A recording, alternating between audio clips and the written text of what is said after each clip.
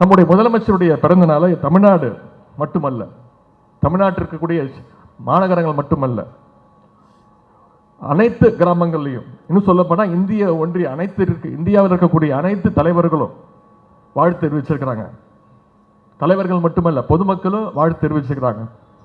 நம்முடைய தலைவர் அவர்கள் பிறந்தநாள் செய்தியாக 2 முக்கியமான விஷயங்களை நேற்று முன்தினம் அறிவிச்சிருந்தார். முதல் பிரச்சனை, மும்மொழி கொள்கை அப்படின்ற பேர்ல ஹிந்தி மொழியை நம்ம மீது திணிக்க முயற்சிக்கிற ஒன்றிய அரசு, அதை என்றைக்கும் அனுமதிக்க மாட்டோம். 2வது விஷயம் டீலிமிட்டேஷன், அதாவது தொகுதி மறு சீரமைப்புன்ற பேர்ல தமிழ்நாட்டில் இருக்கக்கூடிய நாடாளுமன்ற தொகுதிகளுடைய எண்ணிக்கையை குறைக்கின்ற அந்த முயற்சியில் ஒன்றிய அரசு ஈடுபட்டிருக்கிறது. அதையும் அனுமதிக்க மாட்டோம், அதற்காக தொடர்ந்து குரல் கொடுப்போம் அப்படின்னு நம்முடைய தலைவர் அவர்கள் பிறந்த நாள் வாழ்த்து செய்தியா சொல்லியிருக்கிறார். 1967ஆம் ஆண்டு திராவிட முன்னேற்ற கழகம் ஆட்சி அமைச்ச உடனே பேரறிஞர் அண்ணா அவர்கள் ஆட்சி பொறுப்புக்கு வந்தப்போ, முதலமைச்சர் ஆனப்போ, தமிழ்நாட்டில் எப்பொழுதுமே இருமொழி கொள்கை தான் இருக்கும் அப்படின்னு அறிவித்தவர் தான், சட்டம் போட்டவர் தான் நம்முடைய பேரறிஞர் அண்ணா அவர்கள். இன்றைக்கு வரைக்கும் அந்த இருமொழி கொள்கையை தான் நாம் பின்பற்றிக்கிட்டு இருக்கோம். ஆனால் இன்னைக்கு ஒன்றிய பாஜக அரசு NEP, நியூ எஜுகேஷன் பாலிசி, புதிய கல்விக் கொள்கைன்னு சொல்லி குறுக்கு வழியில் இந்த இந்தி திணிப்பை நம்ம மீது புகுத்த முயற்சித்துட்டு இருக்கிறாங்க. இந்திய நேரடியாக கொண்டு வந்து திணிச்சா தமிழ்நாட்டு மக்கள் நம்ம என்னைக்குமே ஏற்றுக்க மாட்டோம்னு போராடுவோம்னு தெரிஞ்ச ஒன்றிய அரசு மும்மொழி கொள்கைன்னு குறுக்கு வழியில் அதை நுழைக்க பார்க்குறாங்க. இந்தியை ஏற்றுக்கிட்டால் மட்டும்தான் நம்முடைய பள்ளி கல்வித்துறைக்கு வர வேண்டிய 2150 கோடி ரூபாயை தருவோன்னு ஒன்றிய நிதியமைச்சர் திரு தர்மேந்திர பிரதான் அவர்கள் மிரட்டிட்டு இருக்கிறார். இவங்க மிரட்டினா பயப்படுறதற்கு நாம் ஒன்றும் அனைத்து இந்திய அண்ணா திராவிட முன்னேற்ற கழகம் கிடையாது, நம்முடைய திராவிட முன்னேற்ற கழகம். இங்கே ஆண்டு கொண்டிருப்பது திரு எடப்பாடி பழனிசாமி அவர்கள் அல்ல, நம்முடைய தலைவர் முத்துவேல் கருணாநிதி ஸ்டாலின் அவர்கள் என்பதை இந்த ஒன்றிய அரசு உணர வேண்டும். அதனால்தான் நீங்கள் என்ன சொன்னாலும் மும்மொழி கொள்கையை என்றைக்கும் ஏற்க முடியாதுன்னு நம்முடைய தலைவர் அவர்கள் தொடர்ந்து சொல்லிட்டு இருக்கிறாங்க. இதை பார்த்து இன்னைக்கு சமூக வலைதளங்களில், சோசியல் மீடியாவில் வடநாட்டை சேர்ந்த தலைவர்கள், மக்கள், பொதுமக்கள் பாராட்டுறாங்க. என்னென்ன, man with spine from south India, அதாவது தென்னகத்திலிருந்து ஒரு முதுகெலும்புள்ள தைரியமான ஒரு தலைவர் வந்திருக்கிறார்னா அது நம்முடைய கழக தலைவர் அவர்கள் தான், நம்முடைய தமிழ்நாட்டு முதலமைச்சர்னு வட மாநிலங்கள்லேருந்து பாராட்டிட்டு இருக்கிறாங்க. செம்மொழியாம் தமிழ் இருக்கும்பொழுது நமக்கு மும்மொழி ஏன் அப்படின்னு இன்னைக்கு மக்கள் கேட்க ஆரம்பிச்சிருக்கிறாங்க. ஒன்றிய அரசுகிட்ட நாம கேட்பது நம்முடைய நிதியை தான், நிதி உரிமையை தான் கேட்கிறோமே தவிர கூடுதலாக இன்னொரு மொழியை நாம் என்னைக்கும் நம்ம கேட்கல, அதை நம்ம விரும்பவும் இல்லை. அவங்களுடைய நோக்கம் ஒரே நோக்கம், எந்த வழியிலையாவது நாம மேலே எப்படியாவது இந்தியை திணிச்சு தமிழர்களுடைய பண்பாட்டை, தமிழர்களுடைய அந்த வடநாட்டு சிந்தனையை எப்படியாவது நம்ம மேலே திணிக்கணும் அப்படிங்கிற ஒரே நோக்கத்தோடு ஒன்றிய பாஜக அரசு இன்னைக்கு செயல்பட்டு இருக்கு. ஏன்னா இந்தியை ஏற்றுக்கிட்ட பல வட மாநிலங்களுடைய நிலைமை அந்த நிலைமைக்கு போயிருக்கு. உதாரணத்துக்கு ஹரியானான்னு ஒரு மாநிலத்தில் பார்த்தீங்கன்னா அவங்களுடைய தாய்மொழி பேர் ஹரியான்வி. பீகார் மாநிலத்தை எடுத்துக்கிட்டிங்கன்னா அவங்களுடைய தாய்மொழியோட பேர் பீகாரி. மகாராஷ்டிரத்தில் மராட்டியம், உத்தரப்பிரதேசத்தில் போஜ்புரி, இப்படி அந்த மாநில மொழிகள் எல்லாம் இந்தி மொழி உள்ள நுழைஞ்சு அங்கே இருக்கக்கூடிய தாய்மொழியை அது சேர்ச்சிருக்கு. தமிழ்நாட்டுக்குள்ளேயே இந்தியை நாம் அனுபவிச்சோம்னா நம்முடைய தாய் தமிழ் மொழிக்கும் இதே நிலைமை தான் ஏற்படும் என்பதை நாம் அறிந்து கொள்ள வேண்டும். அதுக்குத்தான் நம்மளை எப்படியாவது சரி பண்ணணும்னு இன்னைக்கு 5000 கோடி தரோம், 6000 கோடி தரோம், எப்படியாவது மும்மொழி கொள்கையை ஏற்றுக்கோங்கன்னு ஒன்றிய பாஜக அரசு தொடர்ந்து முயற்சி பண்ணிட்டு இருக்கு. 1938 இந்தி திணிப்புக்கு எதிராக நூற்றுக்கணக்கான உயிர்களை கொடுத்தது நம்முடைய தமிழ்நாடு மாநிலம் என்பதை நீங்கள் உணர வேண்டும். பாசிஸ்டுடைய மிரட்டலுக்கும் இவங்களுடைய பேரத்திற்கும் நாம என்றைக்கும் தமிழ்நாட்டு மக்கள் அடிபணிய மாட்டார்கள். தமிழ்நாட்டுக்குள்ள இந்தி மொழியை திணிக்க நினைச்சீங்கன்னா இன்னொரு மொழி போற பாசிஸ்டுகள் சந்திக்க நேரும் அப்படிங்கிற அறைகூவல மிரட்டலை நான் இங்கே விடுக்க விரும்புகின்றேன். ஒரு பக்கம் ஹிந்தி திணிப்பு, மும்மொழி கொள்கை, இன்னொரு பக்கம் பார்த்தீங்கன்னா நம்முடைய பண்பாட்டின் மீது தாக்குதல் நடத்துகின்ற ஒன்றிய அரசு டீலிமிட்டேஷன், அதாவது மறு வரையறைன்னு சொல்லி அரசியல் உரிமைகளையும் நசுக்க பார்க்குது. நாடாளுமன்ற தொகுதிகளை பார்த்தீங்கன்னா மக்கள் தொகை எண்ணிக்கை அடிப்படையில் மறுவரை செய்யணும் அப்படின்னு இன்னைக்கு ஒன்றிய அரசு துடித்து கொண்டிருக்கிறது. ஏற்கனவே 1971 இதே பிரச்சனை வந்தப்போ 25 வருஷத்துக்கு இந்த திட்டத்தை தள்ளி வைக்கிறோம்னு சொல்லுச்சு ஒன்றிய அரசு. மீண்டும் 2001 இதே பிரச்சனை வரும்போது மீண்டும் 25 வருஷம் தள்ளி வைக்கிறோம்னு சொன்னது ஒன்றிய அரசு. இன்னைக்கு மீண்டும் ஒன்றிய பாசிச பாஜக அரசு இந்த திட்டத்தை எடுத்துட்டு வருது. இன்னைக்கு இந்தியா முழுக்க பாத்தீங்கன்னா 543 தொகுதிகள் இருக்கு, நாடாளுமன்ற தொகுதிகள். எப்படி தமிழ்நாட்டுக்குள்ள 39 தொகுதிகள் இருக்கோ இந்தியா முழுக்க 543 தொகுதிகள் இருக்கு. அதாவது தமிழ்நாட்டுடைய ஷேர் மொத்த தொகுதிகளில், இந்தியாவில் இருக்கக்கூடிய மொத்த தொகுதிகளில் தமிழ்நாட்டுடைய பங்கு 7.2%, 7.2%. மக்கள் தொகை அடிப்படையில் தொகுதிகளை சீரமைச்சான். குடும்ப கட்டுப்பாட்டு திட்டத்தை சிறப்பாக செயல்படுத்தின தமிழ்நாட்டுக்கு இப்போ இருக்கிற 39 தொகுதிகளிலிருந்து 8 தொகுதிகள் கம்மியாகி அது 31 தொகுதிகளாக குறையும். அதே நேரத்தில் மக்கள் தொகையை கட்டுப்படுத்தாத உத்தரப்பிரதேசம், பீகார் மாநிலங்களுக்கு அதிகமான எண்ணிக்கையில் தொகுதிகள் உயர வாய்ப்பு இருக்கு. இதனால மக்களவையில் தமிழ்நாட்டுக்குள்ள உரிமை பறிபோகின்ற அந்த அபாயம் ஏற்படுகின்றது. இதையெல்லாம் ஒன்றிய அரசு இன்னைக்கு தொடர்ந்து பிளான் பண்ணிட்டு இருக்கிறாங்க. புதிய பாராளுமன்ற கட்டடம் திறக்கும் பொழுது கிட்டத்தட்ட 850 இறக்கைகளோட அது கட்டப்பட்டது. 850 சேர்ஸ் போடப்பட்டிருக்காங்க. இதையெல்லாம் கேள்வி கேட்டால் தமிழ்நாட்டுக்கு எந்த பாதிப்பு வராதுன்னு தமிழ்நாட்டுக்கு வந்த ஒன்றிய அமைச்சர் திரு அமித்ஷா அவர்கள் சொல்றார். ஆனால் அவரே திரு அமித்ஷா அவர்களே நாடாளுமன்றத்தில் என்ன பேசினாரு? நிச்சயம் தொகுதிகளை நாங்கள் விரைவில் மறுசீரமைப்பு பண்ணுவோம், தொகுதிகளுடைய எண்ணிக்கை உயரும்னு 2 வருஷத்துக்கு முன்பு சொன்னவர் தான் திரு அமித்ஷா அவர்கள். 2023 தெலுங்கானா வந்த பிரதமர் மோடி அவர்கள் என்ன சொன்னாரு? மறுவரை திட்டத்தை அமல்படுத்தினா தென்னிந்தியாவுக்கு மட்டும் 100 தொகுதிகள் அதிகமாக வரும்னு சொன்னவர் தான் ஒன்றிய பிரதமர் திரு மோடி அவர்கள். ஆனால் இன்னைக்கு ஒன்றிய பாஜக அரசு, பாசிச பாஜக அரசு இன்னைக்கு இரட்டை வேஷம் போட்டுட்டு இருக்கு. தொகுதி மறுவரை வந்தா தமிழ்நாட்டுக்கு எந்த பாதிப்பு வராதுன்னு அமித்ஷா சொல்றது உண்மையாக இருந்தா, தென்னிந்தியாவுக்கு 100 சீட்டு குறையுன்னு மோடி சொல்றது எது உண்மைன்னு அவங்க சொல்லி ஆகணும். ஆகவேதான் திராவிட முன்னேற்ற கழகம் இந்த திட்டத்தை வன்மையாக எதிர்க்கிறது, கண்டிக்கிறது. இதை ஏற்றுக்கொள்ள மாட்டோம். தொகுதி மறுவரை டீலிமிட்டேஷன் மூலமாக வட மாநிலங்களுக்கு தொகுதிகள் உயர்த்தப்பட்ட தமிழ்நாட்டுக்கும் உயர்த்த வேண்டும் என்றுதான் நாங்கள் தொடர்ந்து கேட்டுக்கொள்கின்றோம். எனவே நம்முடைய தலைவர் அவர்கள் இந்தியாவிலேயே முதலமைச்சரா இன்றைக்கு இந்த பிரச்சனையை எழுப்பி வருகின்ற 5ஆம் தேதி ஒரு அனைத்து கட்சி கூட்டத்தையும் நம்முடைய தலைவர் அவர்கள் கூட்டியிருக்கிறாங்க. இன்னைக்கு இந்தி திணிப்பாக இருக்கட்டும், டீலிமிட்டேஷன் பிரச்சனையாக இருக்கட்டும், ஒட்டுமொத்த நாடும் நம்முடைய முதலமைச்சர் தமிழ்நாட்டிலிருந்து நம்முடைய முதலமைச்சர் என்ன சொல்றாரு, என்ன குரல் தமிழ்நாட்டிலிருந்து வருதுன்னா ஒட்டுமொத்த இந்தியாவும் இன்னைக்கு எதிர்பார்த்துட்டு இருக்கு. நமது தலைவர் அவர்கள் மும்மொழி கொள்கை, அதே போல் டீலிமிட்டேஷனுக்கு எதிராக பற்ற வைத்திருக்கின்ற அந்த சுயமரியாதை நெருப்பு இன்னைக்கு இந்திய ஒன்றியத்துடைய அத்தனை மாநிலங்களையும் காட்டு தீ போல பரவி இருக்கு. நம்முடைய தலைவர் குரல் எழுப்பினதுக்கு அப்புறம் கர்நாடக முதலமைச்சர் திரு சீதாராமையா அவர்களும் இன்னைக்கு எதிர்ப்பு தெரிவிச்சிருக்கிறார். அதே போல பல தென் மாநில தலைவர்கள் டீலிமிட்டேஷன் பத்தி பேச ஆரம்பிச்சிருக்கிறாங்க. இதற்கெல்லாம் காரணம் நம்முடைய தலைவர் முதலமைச்சருடைய அந்த தொலைநோக்கு பார்வைதான். இது போன்ற அரசியல் நிலைப்பாடுகள் மட்டுமல்ல, அரசினுடைய நலத்திட்டங்களையும் நிறைவேற்றுறதையும் நம்முடைய முதலமைச்சர், நம்முடைய மாநிலம் தான் இன்னைக்கு இந்தியாவுக்கே எடுத்துக்காட்டா இருக்கக்கூடிய மாநிலம் தமிழ்நாடு மாநிலம். நம்முடைய திட்டங்களை பத்தி இங்க குறிப்பிட விரும்புகின்றேன். விடியல் பயணம் அப்படின்ற திட்டம் முதலமைச்சராக பொறுப்பேற்ற தலைவர் அவர்கள் போட்ட முதல் கையெழுத்து மகளிருக்கான இந்த விடியல் பயண திட்டம். இந்த திட்டத்தின் மூலம் மகளிர் இந்த 4 வருஷத்துல மட்டும் 620 கோடி பயணங்களை மேற்கொண்டிருக்கிறாங்க. ஒவ்வொரு மகளிரும் இந்த விடியல் பயண திட்டத்தின் மூலமா மாதம் 900 ரூபாயிலிருந்து 1000 ரூபாய் வரைக்கும் சேமிப்பதா புள்ளி விவரங்கள் சொல்லுது. இன்னைக்கு இந்த திட்டத்தை கர்நாடகா மாநிலம் இன்னைக்கு பின்பற்றிட்டு இருக்கு. அதே போல அரசு பள்ளியில படிச்சு உயர்கல்வியில செஞ்சா, உயர்கல்வி ஸ்கூல் படிச்சுட்டு அரசு பள்ளியில் படிச்சுட்டு காலேஜ் போய் சேர்ந்தாங்கன்னா அந்த மாணவிக்கோ மாணவனுக்கோ மாதம் 1000 ரூபாய் புதுமை பெண் திட்டம், தமிழ் புதல்வன் திட்டம் அப்படின்ற திட்டத்தை கொண்டு வந்தார் நம்முடைய தலைவர்.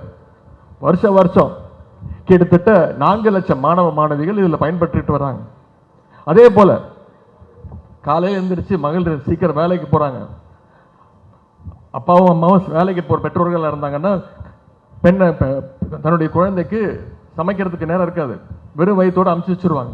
ஆனால் இன்னைக்கு பெற்றோர்கள் வாழ்த்தி சந்தோஷத்தோட நிம்மதியாக அனுப்புறாங்க. என்னுடைய குழந்தையை பார்த்துக்கிறதுக்கு நம்முடைய திராவிட மாடல் அரசு இருக்கு. பள்ளிக்கூடத்திற்கு போனால் முதலமைச்சர் காலை உணவு திட்டத்தில் குழந்தைகளுக்கு தரமான உணவு கொடுக்கப்படுது. கிட்டத்தட்ட ஒவ்வொரு நாளும் திங்கள் முதல் வெள்ளி வரை ஒவ்வொரு நாளும் 1ஆம் வகுப்பிலிருந்து 5ஆம் வகுப்பு வரை 21 லட்சம் குழந்தைகள் அரசு பள்ளியில் இந்த திட்டத்தின் மூலம் பயன்பெறாங்க. ஆனால் அதே போல இன்னைக்கு இந்தியாவே திரும்பி பார்க்கக்கூடிய ஒரு திட்டம். தேர்தல் அறிக்கையில் நம்ம சொன்ன வாக்குறுதி மாதம் 1000 ரூபாய் கலைஞர் மகளிர் உரிமை தொகை திட்டம். இதை செயல்படுத்தினது நம்மளுடைய தலைவர் அவர்கள் பேரறிஞர் அண்ணாவுடைய பிறந்த நாள் 2023 ஆரம்பிச்சார். இன்னைக்கு ஒவ்வொரு மாசமும் 1,15,00,000 மகளிருக்கு கலைஞர் மகளிர் உரிமை தொகை திட்டம் மூலம் ஒவ்வொரு மகளிருக்கும் மாதம் 1000 ரூபாய் கொடுத்துக்கிட்டு இருக்கிறோம். இங்கே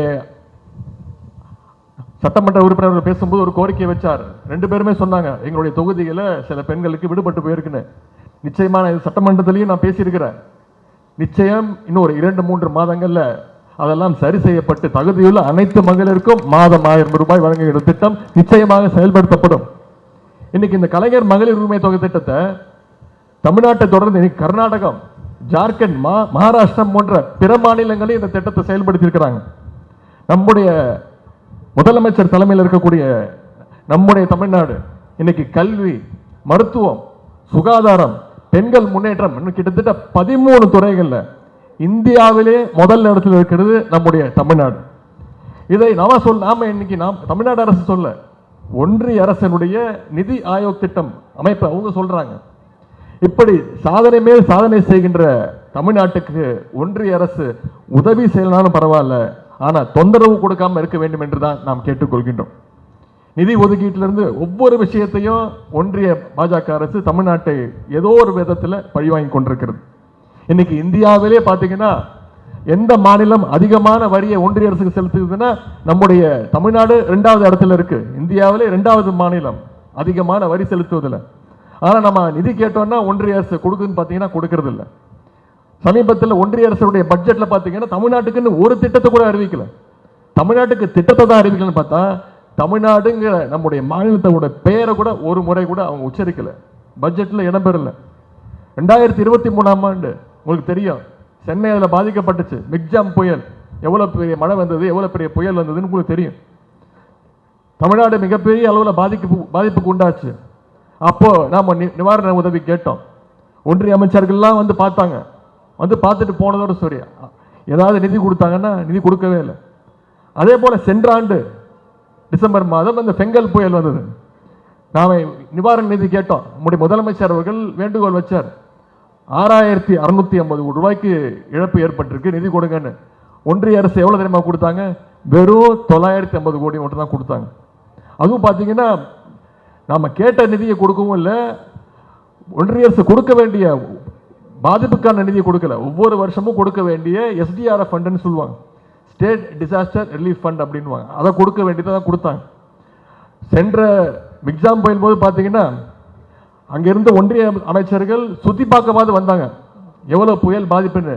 இந்த முறை பார்த்தீங்கன்னா பார்க்கறதுக்கு கூட எவ்வளவு பாதிப்புன்னு பார்க்கறதுக்கு கூட ஒன்றிய அமைச்சர்கள் வரல. இன்னும் சற்று யோசிச்சு பாருங்க, சென்ற நாடாளுமன்ற தேர்தலுக்கு 5 மாதங்கள்ல ஒன்றிய பிரதமர் திரு மோடி அவர்கள் கிட்டத்தட்ட 6 முறை தமிழ்நாட்டுக்கு வந்தார். கன்னியாகுமரியில் விவேகானந்தர் பாறையில் உட்கார்ந்து தியானம்லாம் பண்ணார், உங்களுக்கு ஞாபகம் இருக்கும். ஆனால் தேர்தல் முடிந்து கிட்டத்தட்ட 7-8 மாதங்கள் ஆகின்றது. இதுவரைக்கும் ஒன்றிய பிரதமர் மோடி அவர்கள் தமிழ்நாட்டு மக்கள் தலை வச்சு படுத்தாரா நீங்க பார்க்க வேண்டும். இதற்கெல்லாம் மேலாக இன்னைக்கு இங்க தமிழ்நாட்டில் இன்னொருத்தர் இருக்கிறார், ஒன்றிய அரசுடைய ஏஜென்ட். அவர்தான் ஆளுநர் திரு RN ரவி அவர்கள். அவருடைய வேலை என்ன? அவருக்கு உண்மையிலே ஒரு வேலையும் கிடையாது. அவர் ஒன்றிய அரசுடைய ஒரு ஏஜென்ட், அவ்வளவுதான். மக்களால் தேர்ந்தெடுக்கப்பட்டவரா? ஒன்றிய அரசால் நியமிக்கப்பட்டவர். அவர் ஒரு தபால்காரர் மாதிரி. முதலமைச்சர் சொல்றதை ஒன்றிய அரசு கிட்ட சொல்லணும், ஒன்றிய அரசு சொல்றதை இங்க வந்து தமிழக அரசு கிட்ட சொல்றது மட்டும்தான் அவருடைய வேலை. தமிழ்நாட்டுடைய முதலமைச்சர் என்ன எழுதி கொடுக்கிறாரோ அதை வந்து சட்டமன்றத்தில் படிக்கிறது மட்டும்தான் அவருடைய வேலை. அதை செய்யறாரா? அதையும் செய்வது கிடையாது.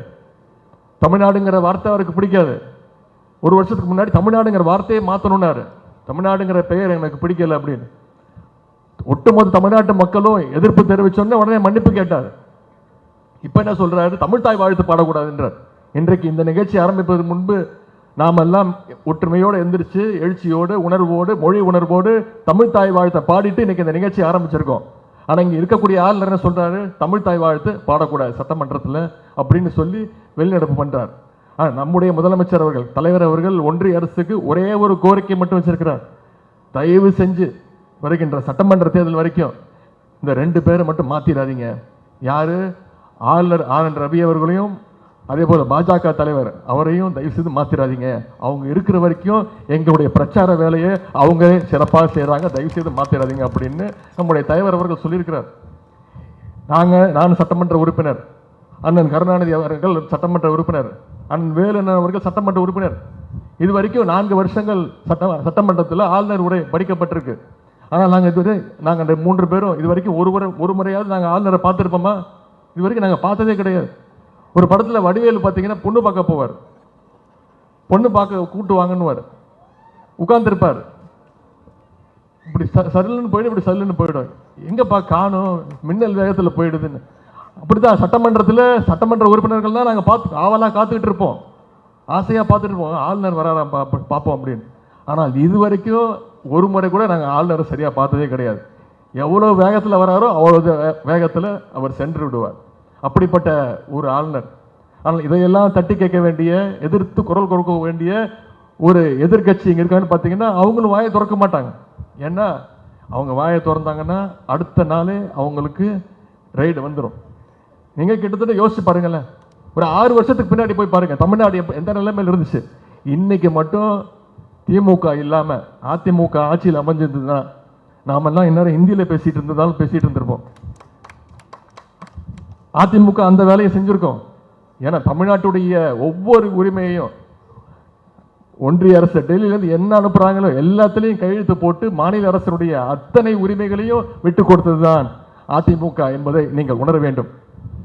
இதையெல்லாம் எடுத்து கேள்வி கேட்கக்கூடிய இந்தியாவிலே ஒரே தலைவர் நம்முடைய கழக தலைவர் அவர்கள் தான். இந்த சூழ்ச்சிகளை எல்லாம் நம்முடைய தலைவர்களுடைய தலைமையில் நாம் நிச்சயம் முறியடிப்போம். தமிழ்நாட்டிற்கு மட்டுமல்ல, இன்றைக்கு இந்திய ஒன்றியத்துடைய ஒரே நம்பிக்கை நட்சத்திரமாக இருப்பவர் நம்முடைய கழக தலைவர் அவர்கள் தான். நம்முடைய கழக தலைவர் அவர்கள் ஏற்கனவே சொல்லியிருக்கிறார், நம்முடைய 2026 சட்டமன்ற தேர்தலில் நம்முடைய டார்கெட் குறைந்தது 200 தொகுதியில் தமிழ்நாட்டில் ஜெயிச்சாக வேண்டும் என்று சொல்லியிருக்கிறார்.